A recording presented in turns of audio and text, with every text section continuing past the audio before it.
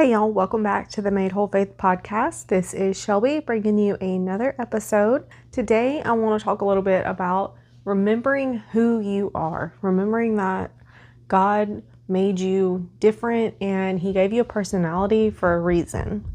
So I made a post on Instagram a couple days ago and got so much love. I think a lot of ladies just really needed to hear this message.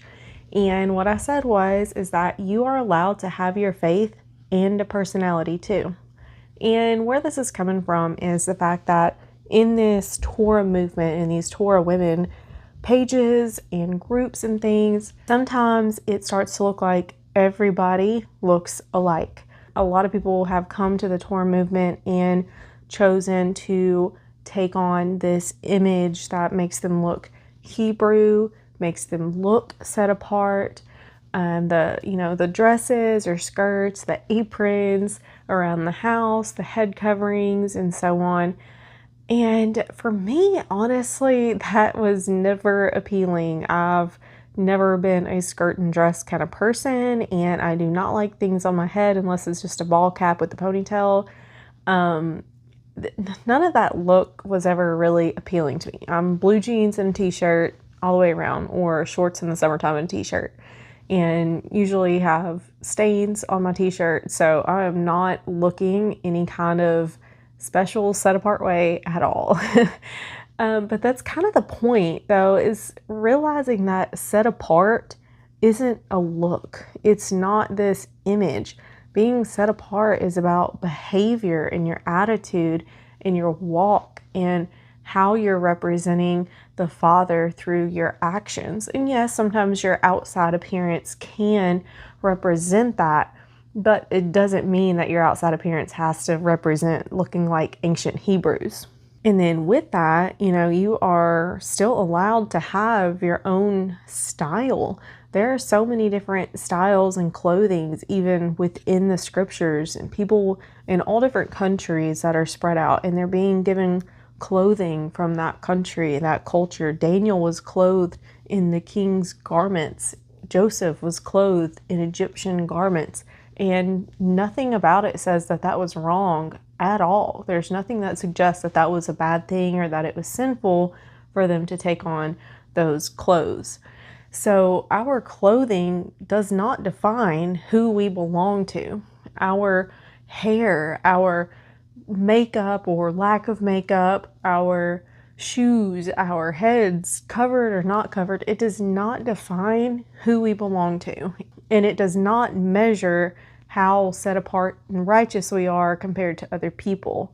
The Father doesn't want His children comparing themselves to one another anyway. He says, man judges by the outward look, but the Lord, Yahuwah, judges by the heart of a person. He tests their inward being, and He knows the thoughts and intentions of man.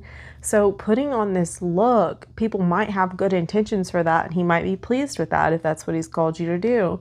But He also would recognize too if people are putting on that look just to look like other people. And that's something that I wanted to make sure I was cautious about when we stepped into this walk and I started talking to other ladies in the Torah movement, is to remember that if I try to start looking like them, then I am being a respecter of persons and I'm not being true to who Yahuwah made me to be.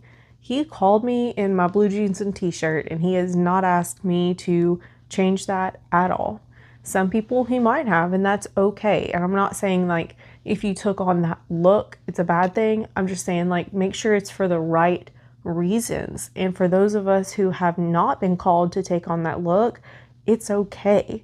It is 100% okay to still have your own style, to have your own fashion, to have your own likes and dislikes and comfort with your clothing and your hair and what you put on your body. And then beyond, your clothing and your outward appearance, what we like to do. We don't all have the same hobbies, and that's okay. A lot of us are homeschooling families. Not all of us are. It is okay. Not all of us have that availability. Not all of us are stay-at-home moms. Some of us are working moms. Not all of us have husbands that are home every Sabbath. My husband works every other Sabbath because he is in law enforcement.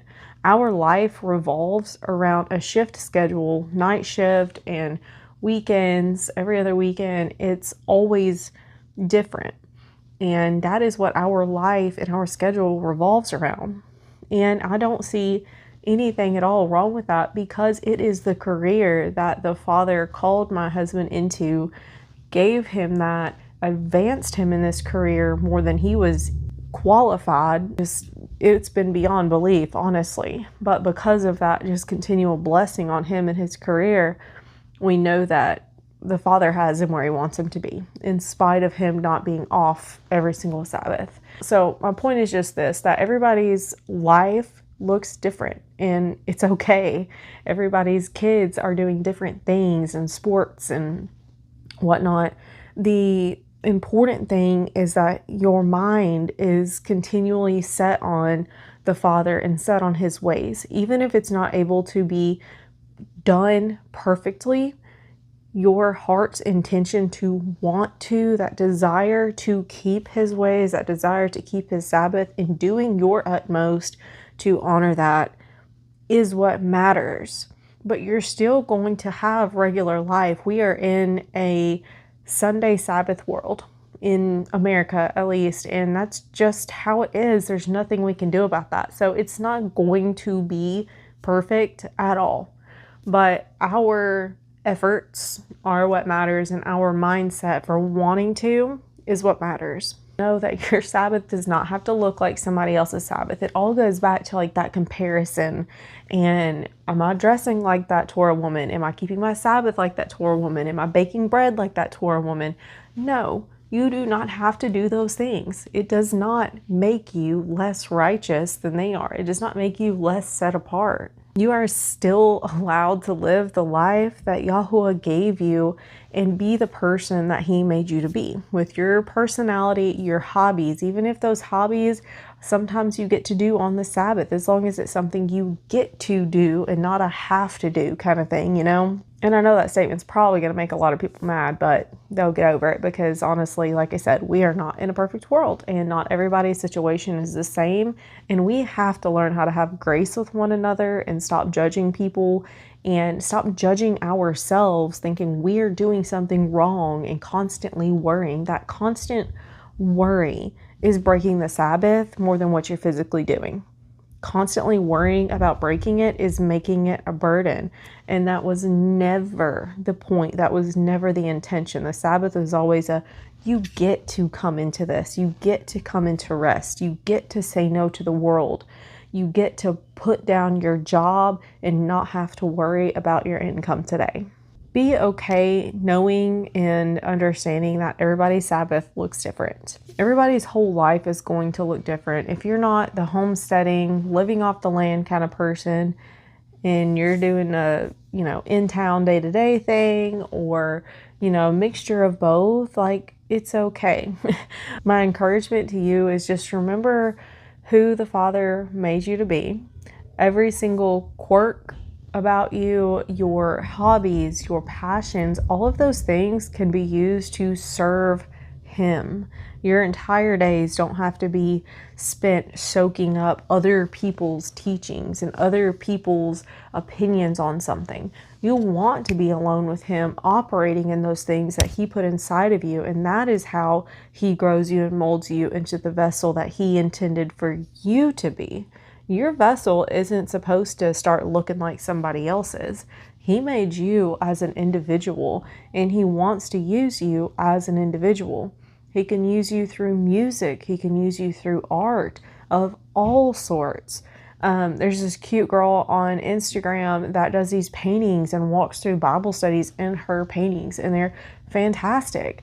And then we've got so many artists coming up in the music world that are using rap and using rock and different genres of music to glorify the Father and to speak about scriptures. That is who he made them to be, and he put that gifting inside of them. Your outer appearance, your talents, your hobbies, your likes and dislikes, your strengths and weaknesses do not define and measure your level of righteousness. The Father does, and He does that by how you use what He put inside you. It's the parable of the talents. We are each given a portion to do something with. And you can't do what you need to with your own portion if you're looking at other people trying to mimic what they're doing, because that's not for you. He put that in somebody else's hands, not yours. We don't have to look alike. We don't have to act alike. We are all various members of the same body with different purposes. And honestly, I love that and appreciate that so much, that our Father has given us such diversity in the body.